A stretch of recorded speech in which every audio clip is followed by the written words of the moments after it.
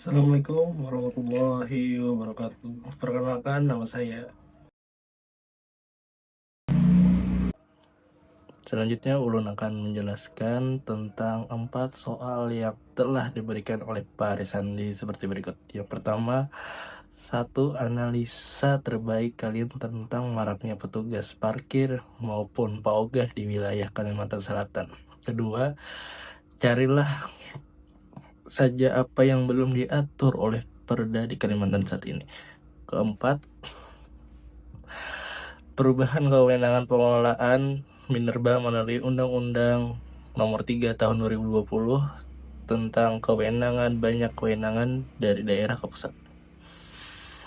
Keempat, silakan riset mengenai pemberitaan tudingan Menteri Keuangan Pak Purbaya Yudi Sadewa terkait adanya dana pemerintah daerah atau Pemda yang diendapkan di beberapa daerah otonom dan alasannya, teruntuk khususnya di wilayah Kalimantan Selatan.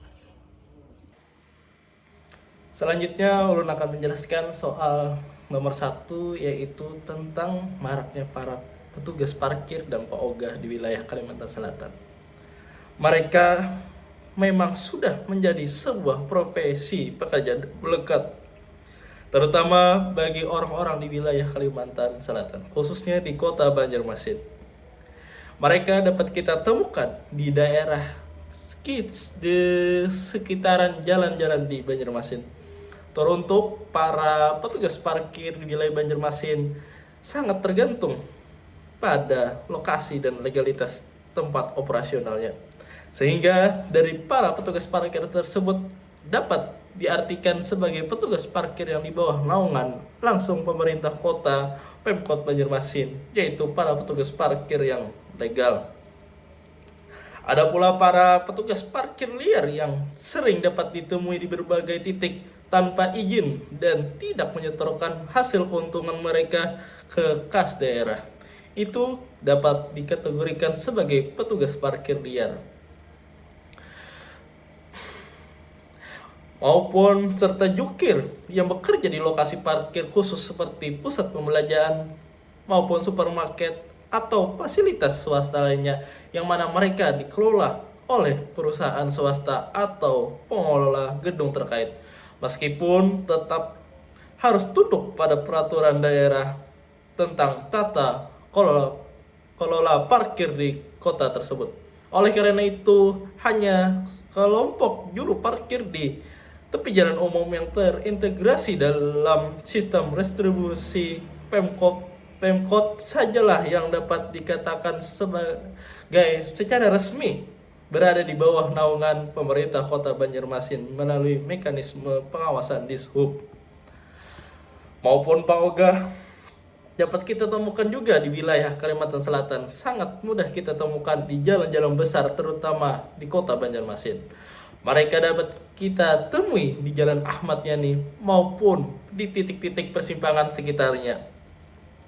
Para paogah tersebut dapat dikategorikan sebagai orang sukarelawan jalanan yang dadakan, secara proaktif mengatur arus kendaraan maupun untuk membantu orang menyeberang.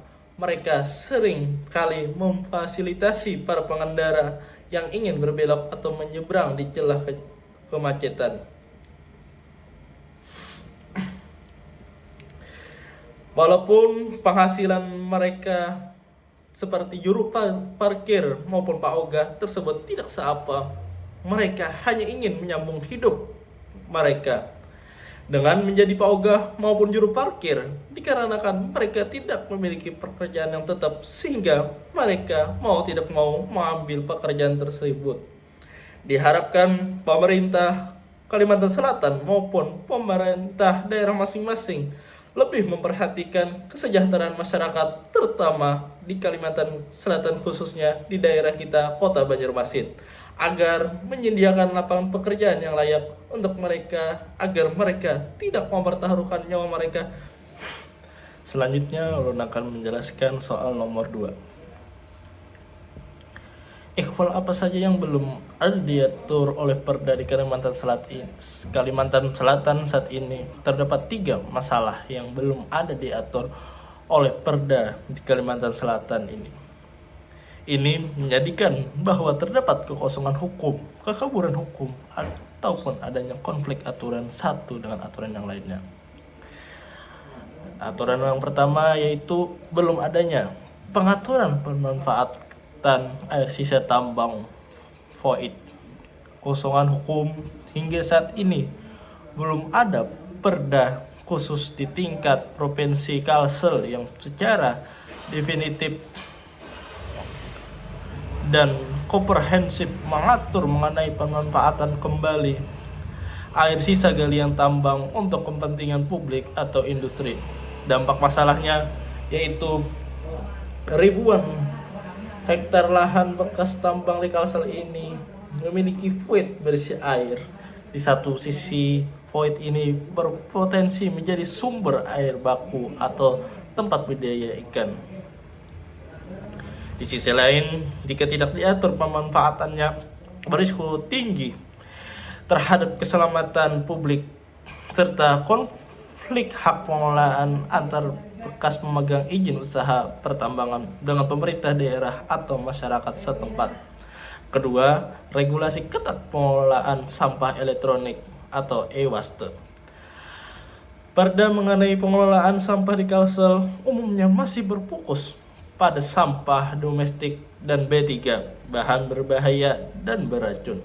Secara umum, belum ada perda atau peraturan gubernur spesifik yang mengatur secara detail mengenai pengumpulan, daur ulang, dan pemusnahan limbah elektronik e-waste maupun dampak masalahnya seiring peningkatan konsumsi teknologi. Volume e-waste terus bertambah. E-waste mengandung zat beracun berbahaya. Ketiadaan aturan khusus menyebabkan e-waste sering dibuang tercampur dengan sampah rumah tangga biasa, menimbulkan ancaman serius terhadap lingkungan dan kesehatan, serta menghambat industri daur ulang yang potensial. Selanjutnya adalah ketiga, konflik peraturan mengenai pemanfaatan lahan gambut. Terdapat potensi konflik antara peraturan daerah tentang rencana tata ruang wilayah RT RW yang mengatur zonasi pemanfaatan lahan dan peraturan perundang-undangan nasional yang sangat ketat membatasi pemanfaatan lahan gambut, terutama yang memiliki kedalaman di atas 3 meter.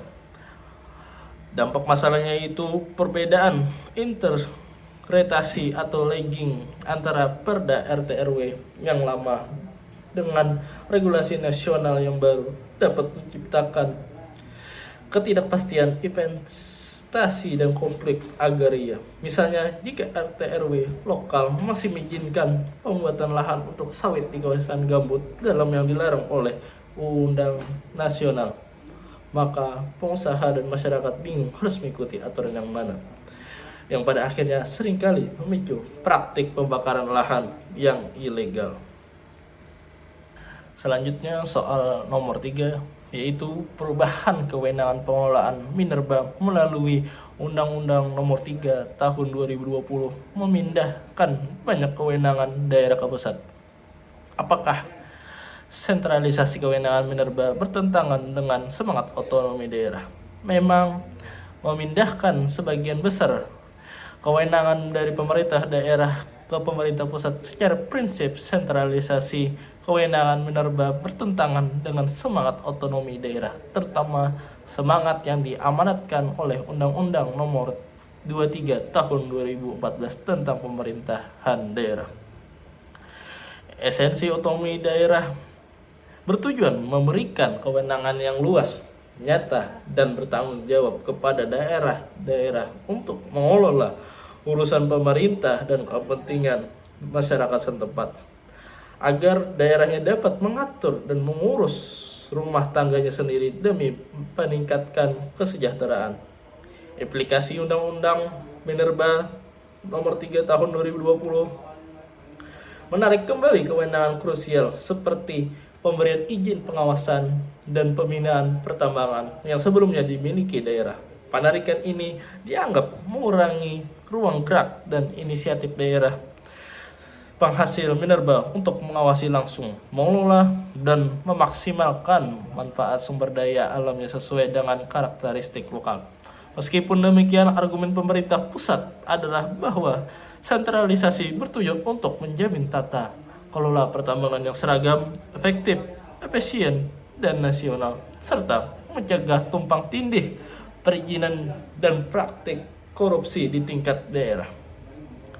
Maupun dampak hukum, yaitu daerah kehilangan kewenangan untuk menerbitkan izin usaha pertambangan yang kini kewenangan mutlak pemerintah pusat. Ini menghapus fungsi regulasi daerah dalam gatekeeping sektor ini. Maupun dampak sosialnya, yaitu jarak pengambilan keputusan penting mengenai operasi tambang kini diambil di tingkat pusat yang secara geografis jauh dari lokasi tambang. Hal ini berpotensi mengabaikan masukan dan keberatan masyarakat lokal mengenai dampak lingkungan dan sosial maupun tanggung jawab sosial. Meskipun sentralisasi fokus pada perizinan, pengawasan program Corporate Social Responsibility atau CSR perusahaan tambang menjadi kabur. Daerah penghasil mungkin kesulitan menekan perusahaan untuk memastikan kontribusi CSR benar sesuai dengan kebutuhan pembangunan lokal karena kewenangan utama berpindah ke pusat. Sentralisasi dapat menumbuhkan sikap pasif di kalangan pemerintah daerah, hanya akan mengganggu transfer DBH tanpa berinisiatif mengembangkan sektor ekonomi lain atau meningkatkan pengawasan secara mandiri sehingga menghambat kemandirian fiskal dan ekonomi jangka panjang. Selanjutnya kita masuk ke nomor 4, yaitu pemberitaan tudingan Menteri Keuangan Pak Purbaya Yudi Sadewa terkait adanya dana pemerintah daerah yang diendapkan di beberapa otonom dan alasan dibalik lambatnya penyerapan anggaran tersebut. Apakah Kalimantan Selatan juga termasuk? Tentu saja termasuk.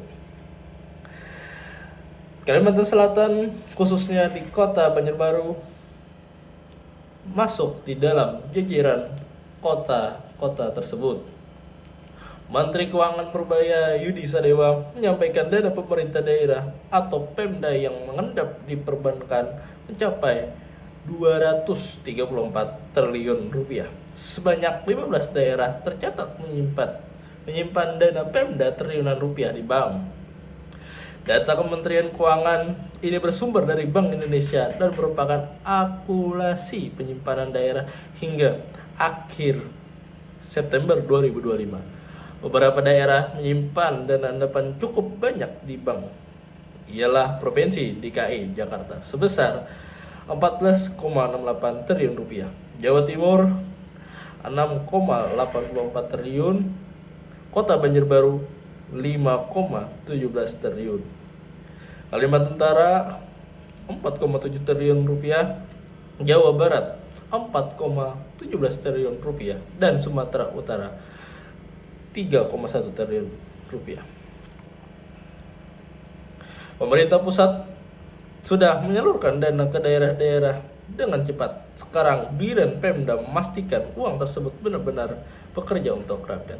Tutur Purbaya dalam rapat koordinasi pengendalian inflasi daerah tahun 2025 pada Senin 20 Oktober kemarin.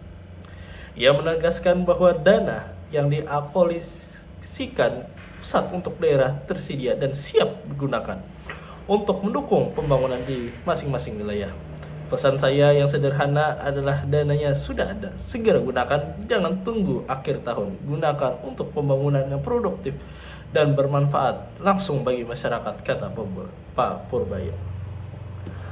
Maupun respon dari pemerintah Kalimantan Selatan melalui Gubernur Kalimantan Selatan Bapak kita tercinta yaitu Bapak Muhyiddin memberikan tanggapan atas pernyataan Menteri Keuangan Purbaya tentang indikasi pengendapan dana daerah otonom.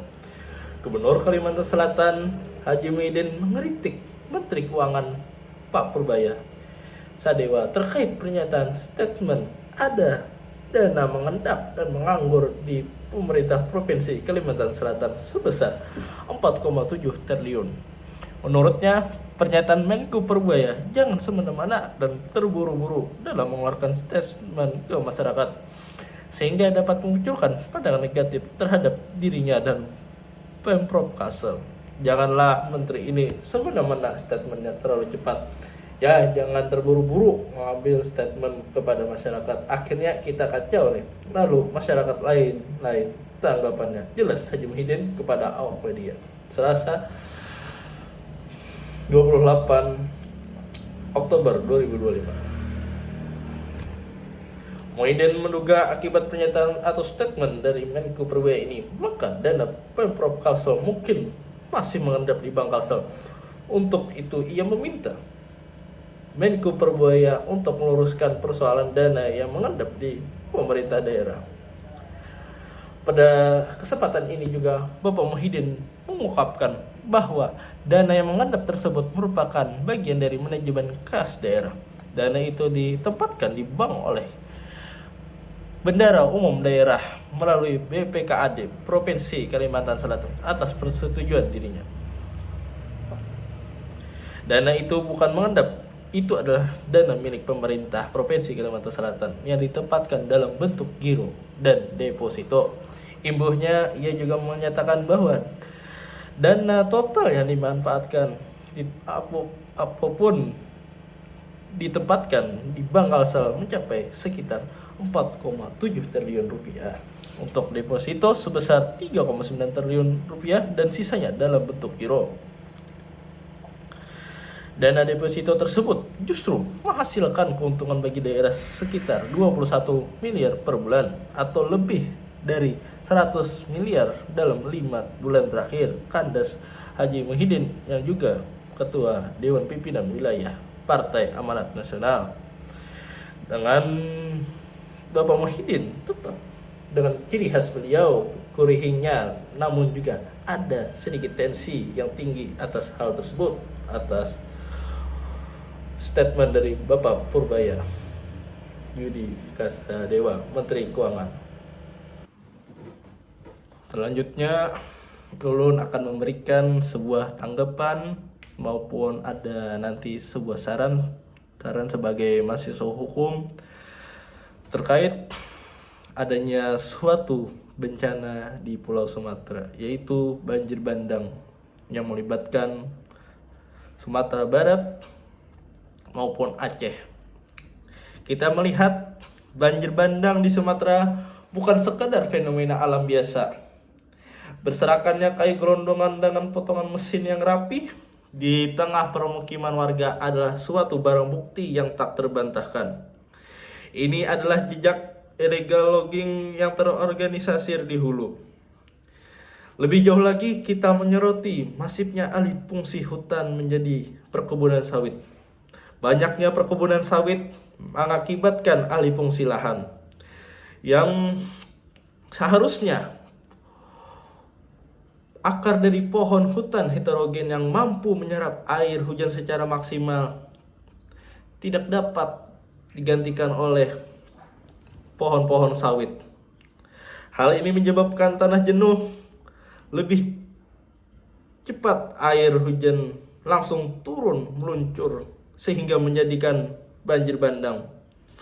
Secara pandangan yuridis, pembiaran ini adalah perbuatan melawan hukum oleh penguasa karena gagal memenuhi hak konstitusional warga atas lingkungan yang aman sesuai pasal 28 H Undang-Undang Dasar 1945. Maupun juga kita menyaksikan ironi kepemimpinan yang menyakitkan oleh sebuah pejabat daerah, yaitu bupati, maupun bupati yang justru angkat tangan secara belak-belakan tidak dapat menyatakan mampu menangani bencana alam tersebut. Ada pula yang memilih berangkat umroh saat rakyatnya bertaruh nyawa hidup dan mati atas kejadian bencana alam tersebut.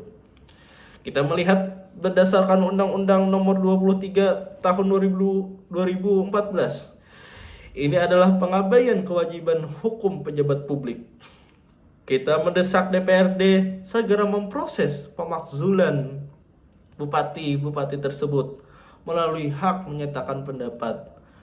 Sebuah pemimpin yang lari dari tanggung jawab tidak lagi memiliki legitimasi hukum untuk memimpin. Sebaliknya, kita mengapresiasi Gubernur Aceh Muzakir Manap.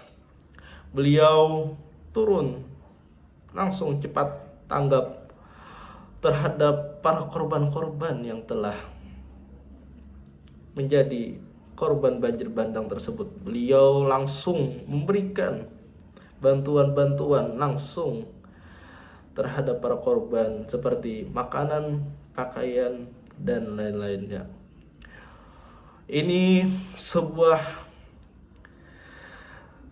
yang patut dicontoh sebagai pemimpin yang terutama tidak lari atas tanggung jawabnya tersebut.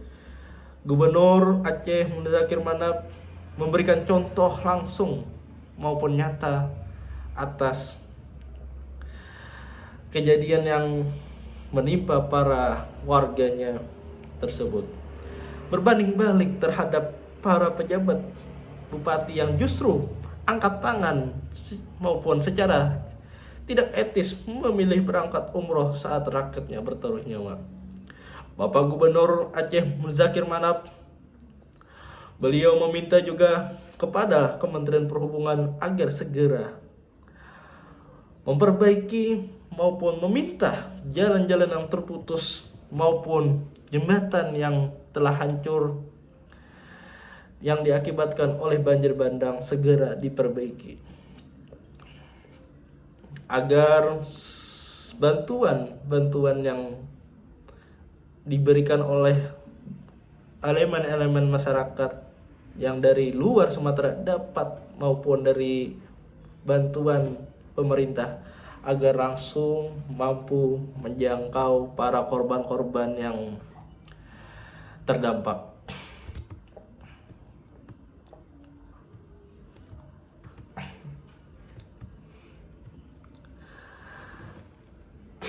Terkait Bapak Presiden Prabowo, kita harus meluruskan opini publik yang berkembang secara objektif. Banyak pihak yang menganggap beliau anggapannya tidak ikut maupun hanya melihat sepandang sebelah mata saja. Karena beliau sering melakukan kunjungan luar negeri di tengah krisis bencana alam tersebut. Namun faktanya beliau telah memantau penanganan bencana sejak detik pertama dan langsung turun meninjau Aceh, Sumatera Utara hingga Sumatera Barat.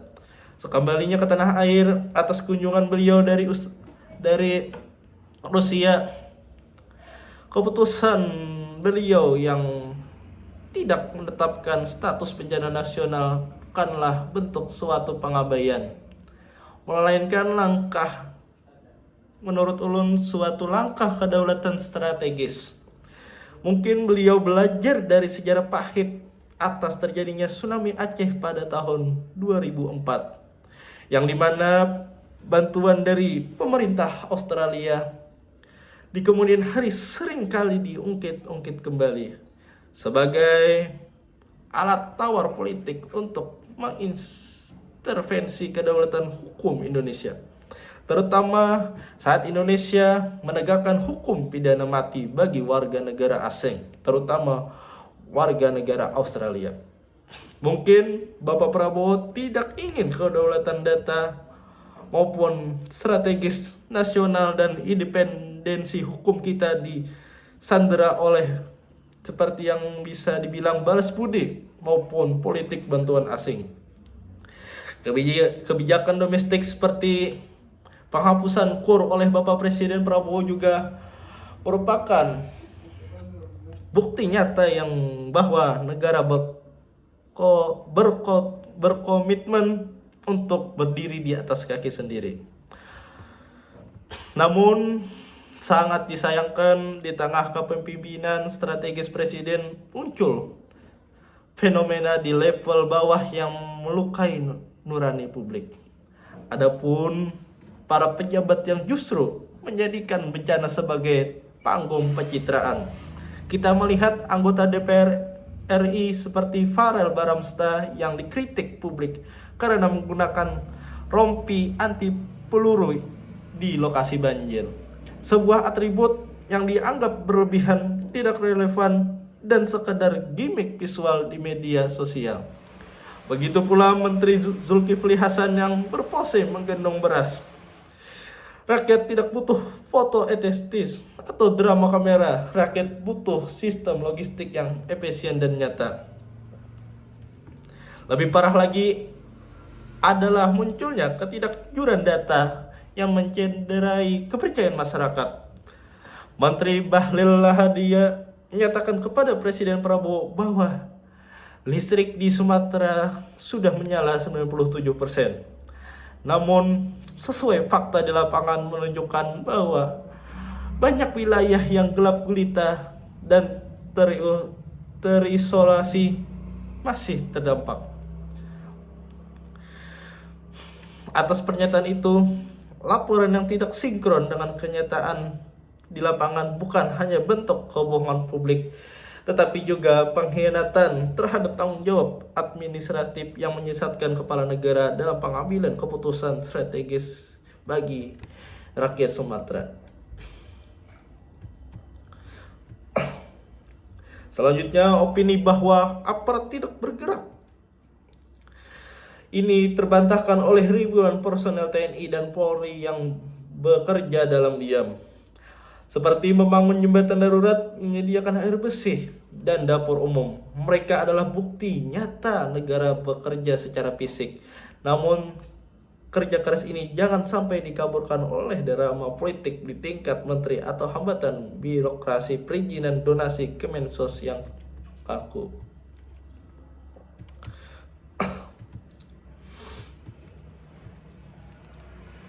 Seperti pernyataan Seskap Teddy yang mengatakan negara bekerja tanpa kamera. Melalui puluhan ribu personel sejak hari pertama, opini bahwa TNI dan Polri tidak terjun langsung terbantahkan oleh fakta di lapangan.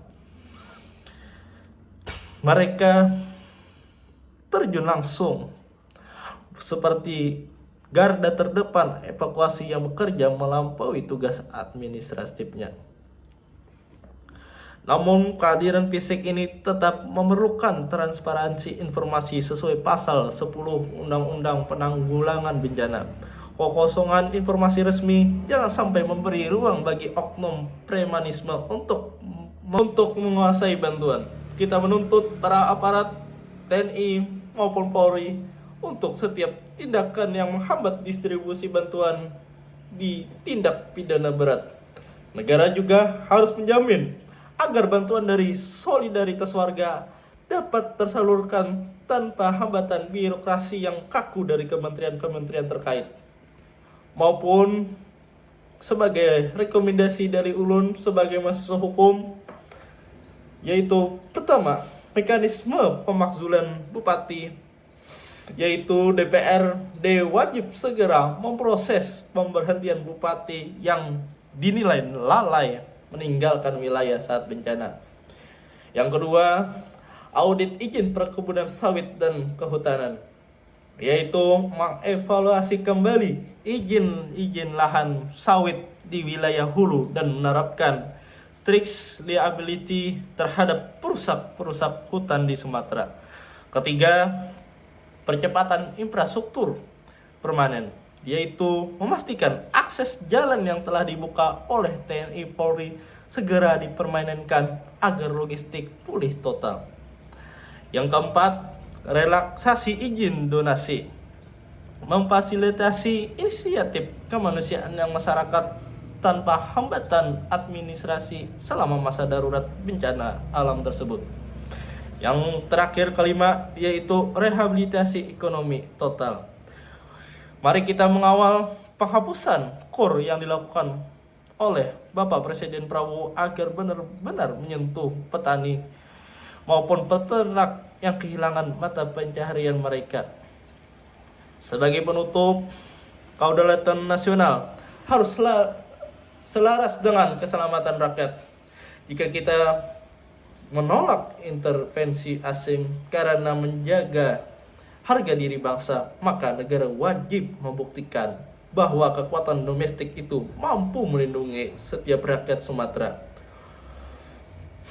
Hukum adalah alat untuk mencapai keadilan, bukan sekadar tameng birokrasi. Untuk mengakhiri ini, dari ulun sendiri berdoa agar masyarakat Aceh diberikan ketabahan maupun keikhlasan untuk menjalani ini semua. Semoga Allah Subhanahu wa taala akan memberikan yang lebih baik ke depannya kepada mereka semua. Amin amin ya rabbal alamin. Ulun akhiri. Wassalamualaikum warahmatullahi wabarakatuh.